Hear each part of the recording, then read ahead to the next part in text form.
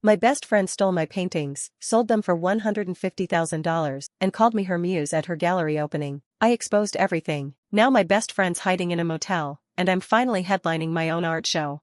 The cold wind off the ocean hit me square in the face as I stepped onto the main street of Fairhaven, Massachusetts. It had been 6 years since I left, and it still smelled the same: salt, paint, and a little bit like burnt coffee from the diner on the corner. I pulled my jacket tighter and stuffed my hands in the pockets, trying not to think about the last time I walked this street. Back then, I had been broke, tired, and convinced I was leaving to chase something bigger. Now, I was just tired in a different way. My name's Ria. I'm 32 years old, and for most of my life, I've been a struggling artist, the kind that waits tables during the day and paints in a freezing garage at night, hoping someone, anyone, will give a damn. I moved to Boston a few years back, thinking it would change things. Spoiler, it didn't. I hadn't planned on coming back to Fairhaven, but after my last eviction notice and a mountain of unpaid bills, I didn't really have a choice. My aunt had left me her tiny one-bedroom house by the marina when she passed, and it was either move back or live out of my car, so here I was. I kept my head down as I passed the old bakery, my boots crunching against the frozen sidewalk. That's when I saw it, the crowd. A little group of tourists and locals huddled outside Gallery Tide, the newest spot in town according to the giant poster in the window. Curiosity got the better of me. I edged closer, peering through the glass.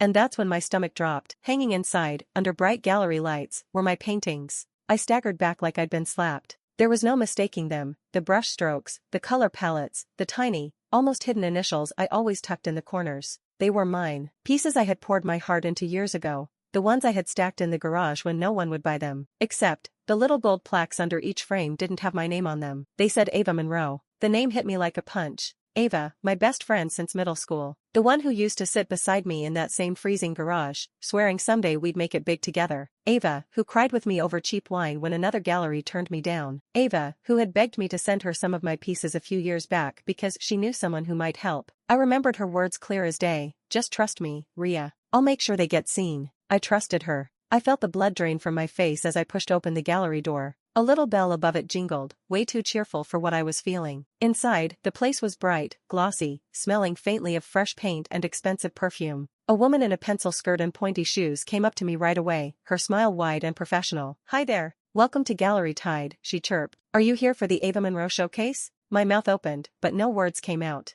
Before I could answer, another woman, older, wearing a huge gold necklace and carrying a leather portfolio, breezed over. "Excuse me, could you bring me a coffee, dear? I'm meeting with Miss Monroe shortly, and she prefers not to wait." I blinked at her. "Oh," the woman added, squinting slightly. "You work here, right?" It was like the floor dropped out from under me. My chest tightened, my fists clenching inside my coat pockets. "No," I said, voice rough with the effort to keep it together. "I'm not the help." The woman frowned, obviously annoyed that I wasn't hopping to do her bidding. I turned away before I said something I'd regret. Instead, I walked deeper into the gallery, my eyes scanning the walls, one painting after another, like an endless parade of betrayal. Some were older works, ones I hadn't even realized were missing. Others were newer, ones I thought had been destroyed or lost in moves. All of them under Ava's name. All of them priced higher than anything I had ever dared to ask for. In the far corner, a small placard caught my eye: Ava Monroe, visionary of the coastal renaissance. I almost laughed. Visionary? She wasn't even the artist. The ocean wind slammed the door behind me as another gust rolled in, rattling the window panes. I stood there, breathing hard, trying to swallow the lump in my throat.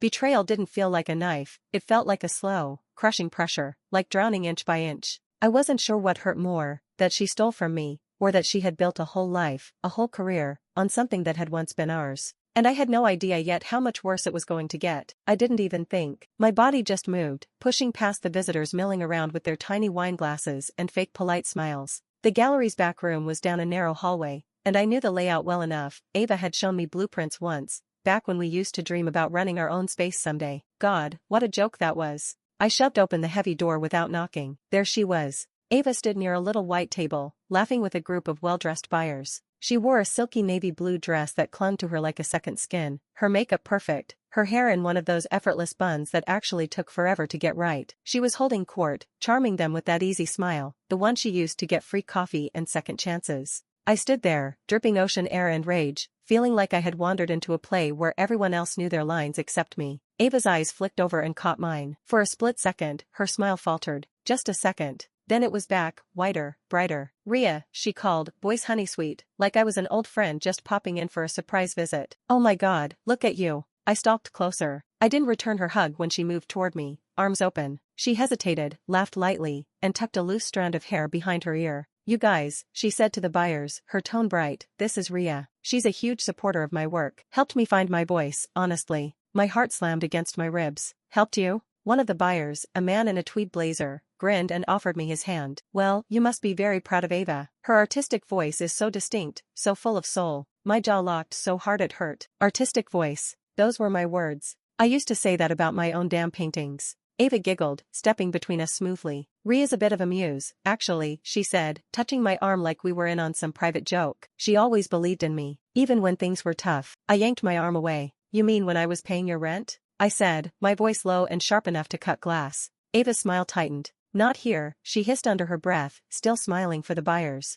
"Let's not cause a scene." One of the women leaned in, whispering something I couldn't hear, probably wondering if I was drunk or crazy, probably wondering why the assistant was getting mouthy. Ava cleared her throat and turned back to her audience. "You'll have to excuse her. Rhea's emotional about all this. She's been part of my journey from the beginning." My hands were shaking. I could feel the heat climbing up my neck. I wanted to scream, to pull the paintings off the walls and smash them at her feet. But instead, I just stood there, swallowing the bile rising in my throat. Ava's eyes darted toward me, a warning flashing behind the mascara and gloss. "Don't ruin this for me," her look said, "or you'll regret it." And the worst part? I believed her. Without another word, I turned and shoved out through the door, back into the freezing air. The heavy gallery door slammed behind me, rattling the glass. The town blurred as I stumbled down the sidewalk. My mind raced, every step filling me with more shame, more anger. How long had she been doing this? How many lies had she told? I had come home thinking I'd rebuild my life. Instead, I walked straight into a masterpiece of betrayal, one painted with my own hands. And this time I wasn't walking away quietly. I didn't sleep that night. I sat on the floor of my aunt's old living room, no TV, no internet yet, just me, my laptop, and a bottle of grocery store wine that tasted like vinegar. The wind rattled the windows, and every so often, I'd glance at the ocean in the distance, black and endless, like it was waiting to swallow me whole. At first, I didn't know what I was even looking for. Just something. Anything. Proof that I wasn't crazy. Proof that Ava hadn't just made a mistake, or misunderstood something. Deep down, I think I already knew. I opened my old email account, the one I hadn't touched in years. The password still worked. The inbox was a graveyard of past lives,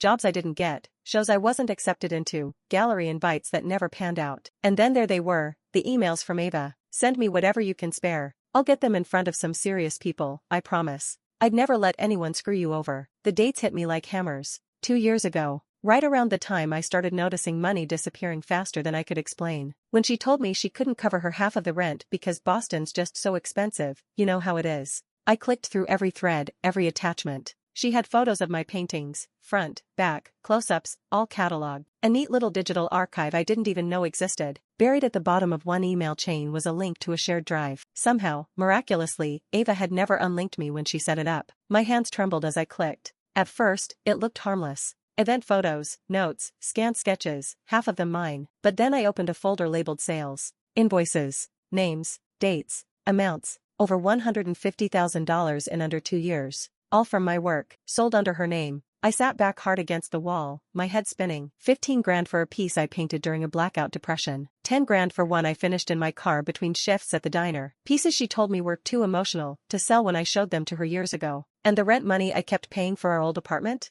The money she said she couldn't afford? She had been rolling in cash the whole time. I scrolled further. There were messages with buyers, gallery owners, agents. All of them congratulating her, praising her vision, her authenticity. Meanwhile, I was skipping meals to stretch a paycheck. I was selling blood plasma once a week just to keep my phone turned on. I didn't even realize I was crying until a fat, angry tear dropped onto the keyboard. It wasn't just about the money. It was about everything. The years we spent dreaming together. The nights she promised we were in it for life. She didn't just steal my work. She stole my faith. I wiped my face with my sleeve, staring at the computer screen as my sadness hardened into something sharper, hotter, stronger. This wasn't over. Not even close. 2 nights later, I zipped up the only decent dress I owned, black, fitted, clean lines, and stared at myself in the cracked mirror over the sink. "You're not here to burn the place down," I whispered. "You're here to take back what's yours." It was some fancy private gala Ava was headlining, invite only. But the thing about growing up in a small town? Everyone knows someone. I called in a favor from a girl I used to babysit, now working catering. Slipped in through the side door with the staff. The place was ridiculous, chandeliers, a red carpet at the entrance, photographers flashing bulbs like fireworks. I stayed along the edges, my heels clicking quietly against the marble floors. There she was, Ava, in a deep green silk gown that clung to her like a second skin, laughing that fake, too loud laugh she saved for people with money. She posed for photos next to one of my paintings, the massive seascape I had poured 6 months of my life into during a brutal winter. The placard under it read, "Original work by Ava Monroe." My blood boiled, but I kept my face calm. Cool. I waited until she stepped away from the crowd, toward a corner lined with velvet curtains and empty cocktail tables. I caught her just as she set her champagne glass down. "Hey, Ava," I said, my voice low and even. She turned, her smile automatic, until she saw me. Then it flickered, just for a second. "Ria," she said, voice tight. "You look amazing." "Save it," I said, pulling my phone out of my clutch. I pulled up the photos, the invoices, the emails, the drive, held it up to her face. Her eyes darted to the screen, widened just a fraction, then snapped back to me. She forced a laugh. "Where did you get that?" she said lightly, plucking at her dress like she was brushing off lint.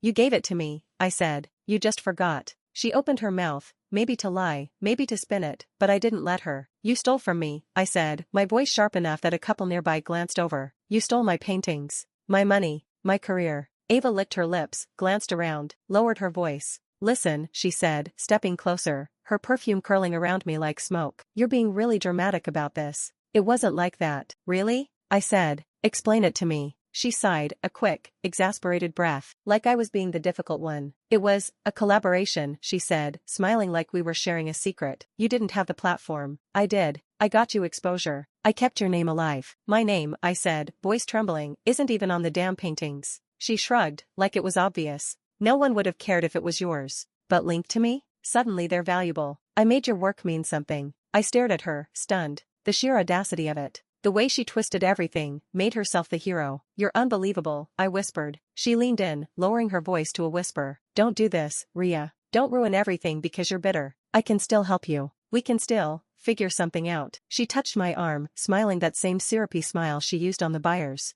"You're my muse, remember?" I laughed. I actually laughed out loud, and a few heads turned. "I'm not your muse," I said. "I'm your worst nightmare." I lifted my phone, still recording. Her smile faltered, panic flashing in her eyes. "You recorded that?" she hissed. "Every word." I slid the phone back into my clutch. Ava's face went white, then red. "You wouldn't dare." I stepped back, still smiling, calm and cold. "Watch me." I turned on my heel and walked out, the sound of my heels sharp and sure against the floor. For the first time in years, I wasn't the girl trailing behind Ava, cleaning up her messes. I was the one lighting the match. And I wasn't stopping now. I didn't sleep that night either. But this time, it wasn't grief that kept me up, it was focus. A cold, perfect kind of focus I hadn't felt in years. At 3 a.m., I pulled out my laptop and started sorting through everything. The emails, the invoices, the photos of my paintings next to Ava's signature scrawled underneath. I packaged it neatly, methodically, a lawyer couldn't have built a tighter case. Then I opened a blank email. Subject: the true artist behind Ava Monroe's work. Body: if you're interested in a real story, and a real scandal, let's talk. I attached the files and sent it to Canvas Confidential, a huge art blog known for blowing up fraud stories. Then I closed my laptop, laid back on the creaky old couch, and waited. The morning sunlight had barely started bleeding through the windows when my phone buzzed. New email. I opened it with trembling fingers. Canvas Confidential. We're very interested. Confirming you're willing to go on the record? I stared at it for a long moment. I thought about hiding behind a fake name. Thought about disappearing again. But no. Not this time. I typed back, yes, under my real name. By noon, it was everywhere. The blog post went live with side-by-side comparisons of my original photos and Ava's gallery listings. Screenshots of our emails. Snippets from the recording where she called me her muse and admitted she made my work mean something. The headline hit harder than I expected. Fake visionary, Ava Monroe exposed for selling another artist's work as her own. The fallout started instantly. I watched it all unfold from the coffee shop near the marina, my phone buzzing non-stop. First, the gallery posted a shaky statement about being deceived by an artist they trusted. By the end of the day, they pulled Ava's entire collection and scrubbed her name from their website. Buyers started demanding refunds. Some even threatened lawsuits. And Ava? She went radio silent. No posts, no tweets, not even a denial. The comments flooded her Instagram. "Thief, how dare you? You built your career on someone else's pain." I scrolled through them slowly, sipping my burnt coffee, feeling a strange calm settle over me. It wasn't gloating. It wasn't joy. It was peace. The kind of peace that comes when the truth stands on its own, and you don't have to scream to be heard anymore. Around 3 o'clock, a different kind of email hit my inbox. From a small gallery out of Providence, legit, real, one I used to dream about being part of back when dreams still felt like a possibility. Subject: opportunity to showcase your work. The body was short. "We came across your story today. Your paintings are extraordinary. If you're interested, we'd love to talk about a solo show, under your real name. I reread it 3 times, blinking back tears. For the first time in forever, the door wasn't closed because of someone else's lies. It was open. And it was open because I kicked it down myself. The call started that night. First 1, then 3, then 6, back to back, until the screen was nothing but Ava's name blinking over and over. I let every single one go to voicemail. For days, I ignored her. I worked on new sketches, walked along the rocky beach near the marina, drank too much coffee, and ignored the world trying to pull me back into hers. But on the 5th night, after too little sleep and too much thinking, I cracked. I answered. The line was quiet for a second, just a thin, broken breath on the other end, before she spoke. "Ria," she said, voice small and rough. "Please, please don't hang up." I didn't say anything. I stared out the window, watching the lighthouse blink out over the water. "I didn't know what else to do," she said, her words tumbling out fast. I thought we were in it together. You always said you didn't care about fame. You said you just wanted your art to live." I pressed the phone harder against my ear, my heart thudding slow and steady. "Where are you?" I asked, my voice cold. "A motel," she said. "Off Route 6. It's bad, Ria. I lost everything. The galleries blacklisted me. The collectors are suing. I have nothing." She sniffled, a wet, ugly sound. "I didn't think it would go like this. I thought you'd always forgive me." That did it. Something inside me, something I didn't even know was still alive, snapped clean in two. "You thought I'd forgive you," I repeated slowly. I heard her breathe in sharply, maybe realizing too late what she had just admitted. "You thought I'd just keep being your safety net, your backup plan," I said. "Like always." "Please," she whispered. "I'm sorry. I'm so sorry. I'll make it right. Just, please. I need you." There it was again. I need you. Not I'm sorry I hurt you. Not you deserved better. Just a hollow need. A desperation rooted in what I could give her, not who I was. I stared at the dark, frozen ocean outside, feeling nothing. Not rage. Not pity. Just, tired. Without a word, I pressed end call. The silence on the other side was immediate. I placed the phone face down on the table and sat there until the sun began bleeding into the gray morning sky. This time, there would be no going back. A year later, the ocean was still the same. Endless, cold, somehow comforting. I lived now in a tiny rental cottage a few miles up the coast, tucked between craggy rocks and stubborn pines. It wasn't much, a creaky bed, a chipped coffee pot, a studio with cracked windows that whistled when the wind blew, but it was mine. And it was enough. I had joined a little artists' community in town, people who didn't care where you showed or who you knew, only what you made. I spent my mornings painting, my afternoons working at the co-op gallery, and my nights walking the shoreline, letting the salt air clear the last ghosts out of my head. My first solo show was in 2 months. Ria Collins. No aliases. No borrowed names. Sometimes, when the late afternoon light hit my new canvases just right, I caught myself smiling. Not the forced kind. The real kind, small and quiet and earned. I hadn't spoken to Ava since that night she called from the motel. I never planned to. So when the letter came, I almost didn't open it. It arrived on a Wednesday, folded small and neat, no return address. Just my name written in a shaky hand on the front. For a long time I stood there, holding it like it might explode. My heart beat slow and steady, like footsteps fading down a long hallway. Finally, I slid my finger under the flap and pulled out the note. 1 line, written in Ava's messy, looping script. "I finally understand. I'm sorry." That was it. No begging, no excuses. Just a few words, dropped into my life like a stone into still water. I stared at the letter for a long time. Long enough that the coffee in my mug went cold, long enough that the sunlight shifted across the room and turned the floorboards golden. I thought about burning it, tearing it up, pretending it never came. Instead, I placed it under a small candle on my desk, a paperweight of sorts.